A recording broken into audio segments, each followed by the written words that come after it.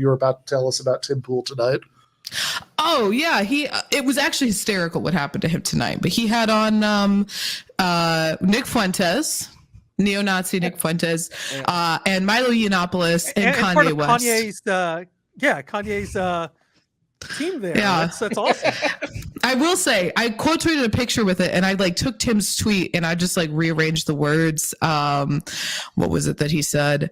We shouldn't tolerate pedophiles grooming kids. Tim Cast had a grooming event. How do you prevent the violence and stop the grooming? Because Milo came out in favor, very famously was canceled for saying that it's okay for adults to have relationships with 13-year-old kids, and those could be really formative. And Nick Fuentes. Milo said that when he was 13, he or something like that. He was certainly underage. He had a relationship with a Catholic priest that he doesn't regret looking back on it, and he thinks that could that's not always bad or something like that. That was the gist of his comment. And he wasn't just canceled from mainstream outlets. Fucking Breitbart got rid of him. And when you're too fucked up for Breitbart, the Daily Wire, all of them really fucked up with you. Yeah. And Nick Fuentes said that he wants to have sex with Dixie D'Amelio, who was 15 years old at the time that he said that. Also, it's just my roommates in college they grew up with Nick Fuentes. They went to high school with him. He's just he's a loser. So seeing him gain all this notoriety and hanging out with Kanye West is just so frustrating for everyone. Because I grew up 20 minutes from him. We've all, grown up in the same area. We're all the same age. So seeing him be propelled into this status symbol for just being a bigot. He gave a speech at their graduation where he said that some people are born innate as to be followers and some people are born innate to be leaders. And he got booed by the parents at the graduation speech. And but just to see him now hanging out with Kanye West. But anyway, I should say, for anybody who's not super familiar with Nick Fuentes, I was just looking at this article about him that says, and I quote, Fuentes is a white nationalist and anti-Semite and Holocaust denier, big fan of Putin as well. Fuentes leads an organization called the America First Foundation. So that description, white nationalist, anti-Semite, Holocaust denier. I want people to see if they can guess what publication this article is in. Hint, not Jacobin.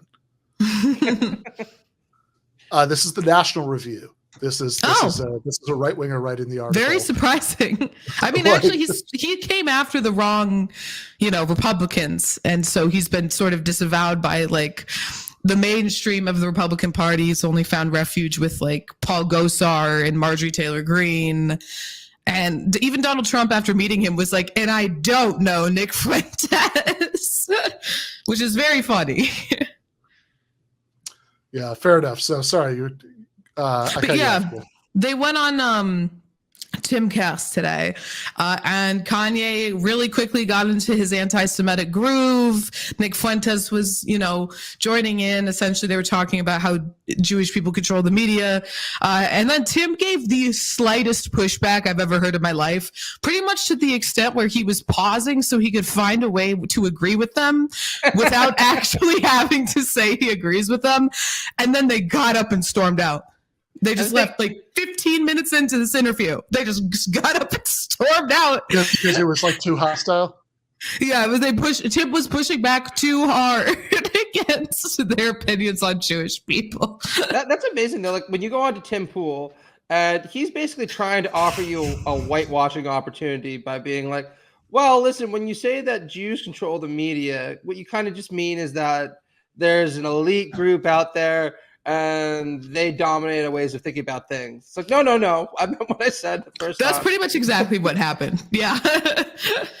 They were no, Tim, say it. Say it's the Jews. And Tim was and then Kanye just got up and walked out. But it was really funny because Kanye had to slide behind Tim to get out of the room. So he's just in the shot, just in his big jacket, sliding through behind Tim to get to the door.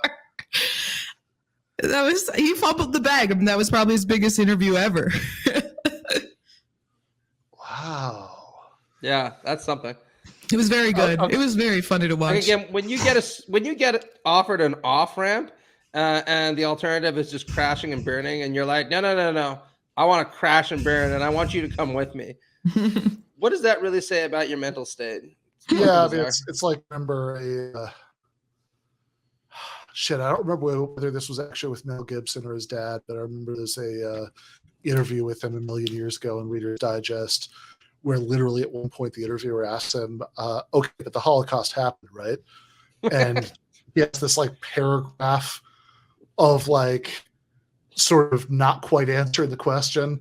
And I just remember reading that and thinking, man, like if there was ever a softball question in the history of softball questions, say yes. Like, yes. A pretty easy question.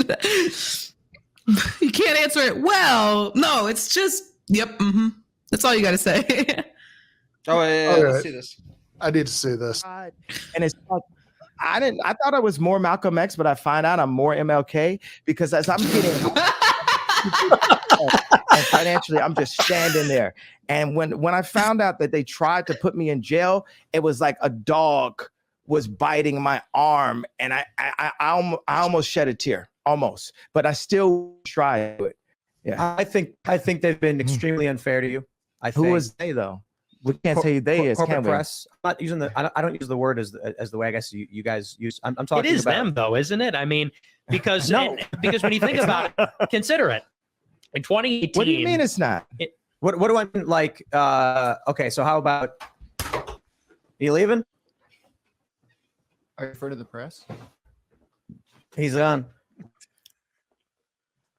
Holy shit. Wow, that's all it takes. Just got to slide out in front of Tim's sword and gun combo right next to the guitar and the frame picture of what I'm assuming is a chicken.